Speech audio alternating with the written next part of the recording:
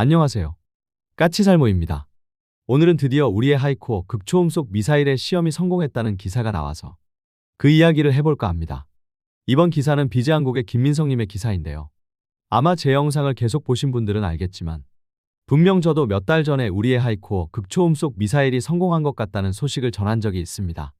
그런데 제가 그때 그 소식을 전할 때는 뭔가 확실한 자료를 보고 전한 게 아니라 방산업계에서 나온 소식을 그것도 몇 단계를 거쳐서 들어서 전한 거라 100% 확증을 할 수 없어서 단독 주제로 이야기하지 못하고 다른 주제를 이야기하면서 잠깐 전하고 넘어간 건데요. 그런데 이번에 김민성님은 대한기계학회에서 자료를 찾아서 기사화했기 때문에 드디어 우리의 하이코어 극초음속 미사일 발사 시험이 성공했음이 확실해졌는데요. 그래서 오늘은 그 이야기를 해볼까 합니다.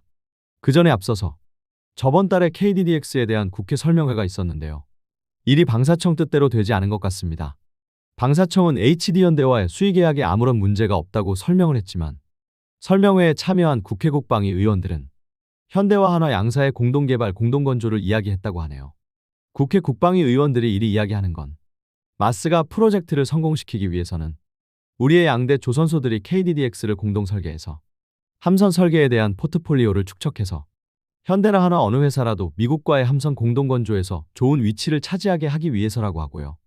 그리고 두 회사가 협력하는 모습을 보여야지만이 마스가 프로젝트에 성공해도 유리해서라고 합니다.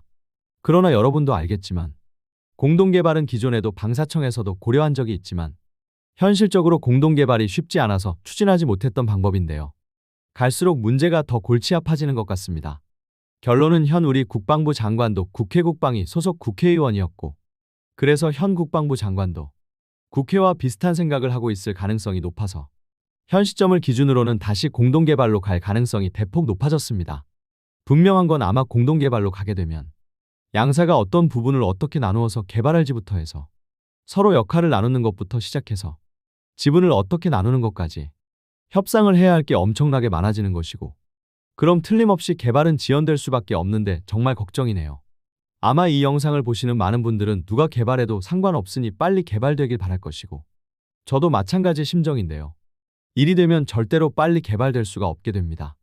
그리고 저번에 한화에서 대략 4천억 상당의 미사일을 중동국가에 판매한다고 공시했다고 제가 소식을 전한 적이 있는데요.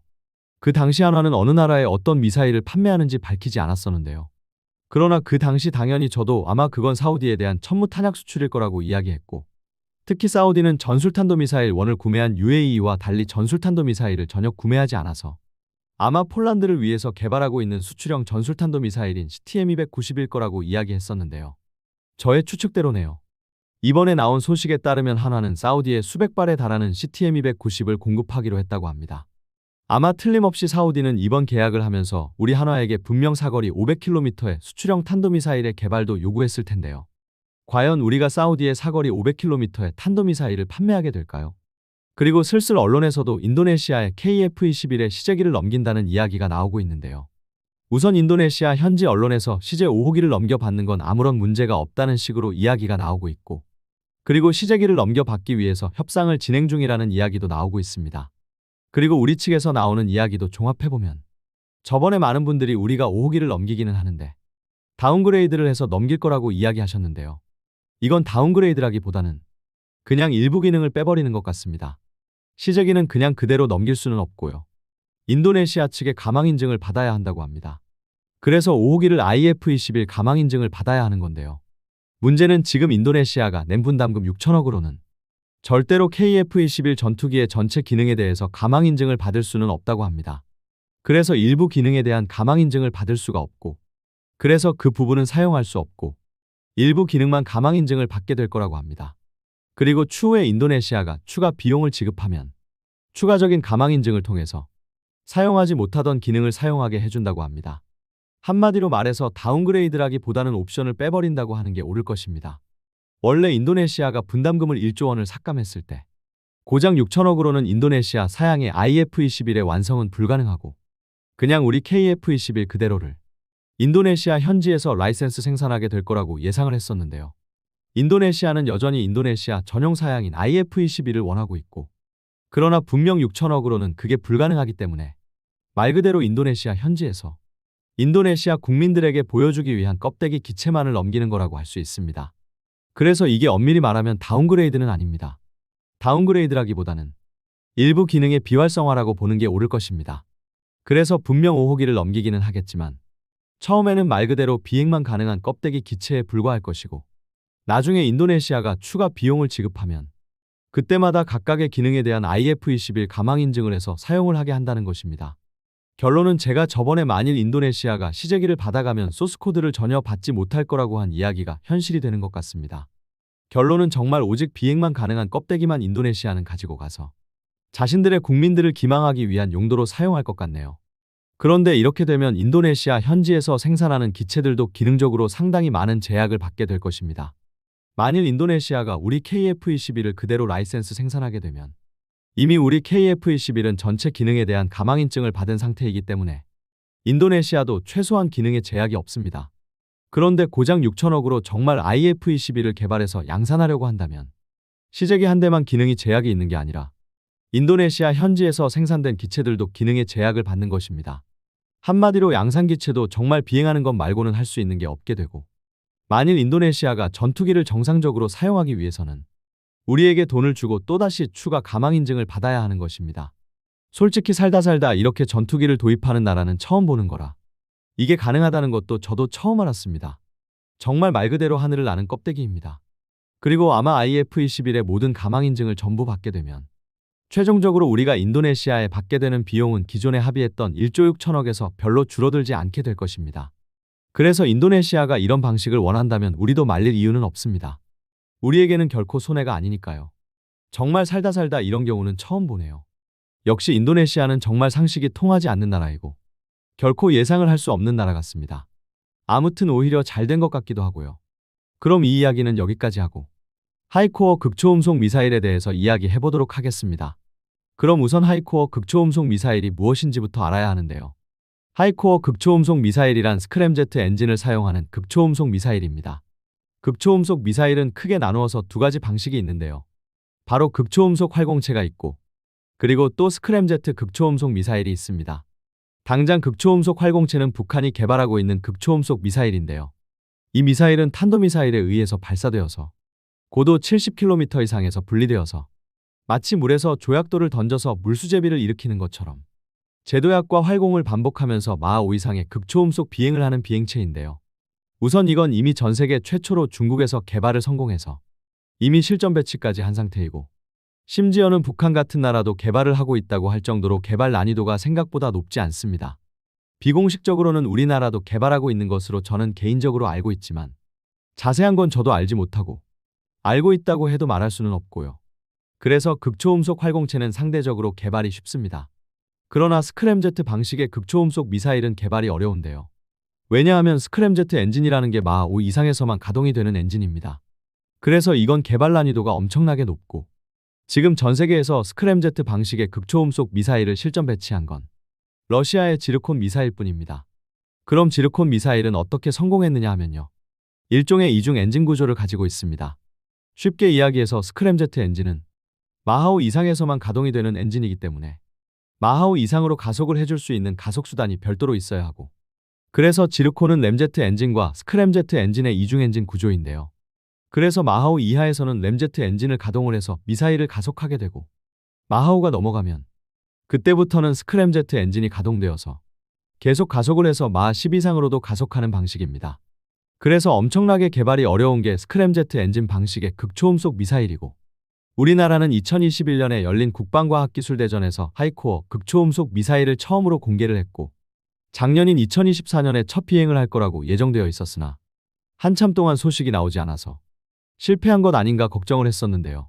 그러다가 저도 우연히 지인에게 하이코어 극초음속 미사일이 성공을 했고 전체 비행을 극초음속으로 비행을 한 건 아니고 수초 동안 극초음속을 유지하는데 성공했다는 소식을 들었습니다. 그리고 이번에 김민성님의 기사에서도 마하 5 이상의 속도를 수초 동안 유지하는데 성공을 했다고 합니다. 이번 시험의 원래 목표는 고도 20km 이상의 고도를 달성하고 그리고 마하 5 이상의 속도를 달성하는 게 목표였지만 최고 고도는 23km를 달성했고 최대 속도도 마하 6을 달성했다고 합니다. 그래서 우리의 하이코어 미사일은 완벽하게 성공했다고 합니다. 솔직히 1차 시험에서는 우선은 스크램제트 엔진이 가동만 되어도 성공이라고 할 수 있어서 이 정도면 대성공이라고 할 수 있고요. 그런데 그럼 왜 개발이 더 쉬운 극초음속 활공체도 있는데 이걸 굳이 개발해야 하느냐라고 했을 때 이쪽이 개발 난이도는 훨씬 더 높지만 상대가 요격하기도 월등하게 더 어렵습니다. 우선 극초음속 활공체는 보통 고도 70km 이상에서 활공체를 분리해서 고도 60km 정도에서 20km까지 활공 비행을 하게 되는데요. 그래서 최대 정점 고도는 60km 이상이기 때문에 적의 탐지에 탐지될 확률이 월등하게 높습니다. 물론 그렇다고 해도 일반적인 타원형 궤도를 그리는 탄도미사일보다는 월등하게 정점 고도가 낮기 때문에 이쪽도 분명 탄도미사일에 비해서는 탐지가 어렵지만 그래도 스크램제트 엔진 방식보다는 더 쉽다는 거죠. 그러나 스크램제트 엔진 방식은 자체적인 추진력으로 극초음속을 달성하고 그리고 주로 비행하는 게 고도 20km에서 30km 사이로 탄도미사일은 비교도 할 수 없고 극초음속 활공체에 비해서도 비행고도가 월등하게 낮기 때문에 적에게 탐지될 가능성이 훨씬 낮습니다. 거기다가 극초음속 활공체는 말 그대로 활공체여서 만일 방향을 전환하게 되면 방향 전환을 할 때마다 급속도로 속도를 상실하게 되지만 스크램제트 방식은 자체적인 추진력을 가지고 있어서 방향을 전환해도 속도를 훨씬 덜 상실합니다. 그래서 탄도미사일은 물론 같은 극초음속 무기인 극초음속 활공체에 비해서도 스크램제트 방식의 극초음속 미사일이 월등하게 더 뛰어납니다. 그래서 이걸 어떻게든 개발을 하려고 하는 건데요. 그럼 러시아 말고 스크램제트 엔진을 개발하는 나라는 없느냐라고 했을 때 우선 제가 기억나기로 비행 자체를 성공한 나라는 러시아 말고도 미국과 중국 그리고 호주와 인도 등이 있고요. 인도는 러시아의 기술 지원을, 호주도 미국의 기술 지원을 받은 것으로 알고요. 러시아의 지르콘 말고 스크램제트 방식의 극초음속 미사일을 조만간 배치하는 나라는 미국과 중국이 있습니다. 미국은 HMWC라는 스크램제트 방식의 극초음속 미사일을 2027년부터 배치를 시작한다고 하고요. 중국은 바로 며칠 전인 9월 3일에 있었던 열병식에서 YJ-19라는 스크램제트 방식의 극초음속 미사일로 여겨지는 미사일을 선보였습니다. 그래서 지금 스크램제트 방식의 극초음속 미사일의 실전 배치 단계에 도달한 나라는 러시아 말고도 미국과 중국이 있고 아마 네 번째 나라는 우리나라가 되겠죠. 그래서 얼마 전에 우리나라에서 러시아의 킨잘 같은 전투기에서 발사하는 탄도미사일을 개발할 거라는 이야기가 나왔을 때 제가 우리가 왜 그런 걸 개발하냐고 반문을 한 것입니다. 바로 이 미사일이 있고 이미 우리는 첫 번째 단계를 무사히 마무리했기 때문에 전투기에서 발사하는 탄도미사일 같은 걸 개발할 이유는 없습니다. 그래서 우리는 1차 연구 단계를 무사히 완료했고 올해부터는 2단계로 넘어간 것으로 알고 있습니다. 제가 알기로는 1단계의 핵심 과제는 11개였다고 알고 11개의 과제를 완료했고 2단계에서는 13개 과제를 2029년까지 완료하는 게 목표라고 합니다. 그래서 2단계까지 완료되면 우리의 하이코어 극초음속 미사일의 개발이 완료가 되는 것이고 아마 2030년이 되면 실전 배치가 가능하지 않을까 합니다. 그럼 우리는 이 미사일을 어떤 용도로 사용하느냐라고 했을 때 우선은 대한미사일로 사용을 한다고 합니다.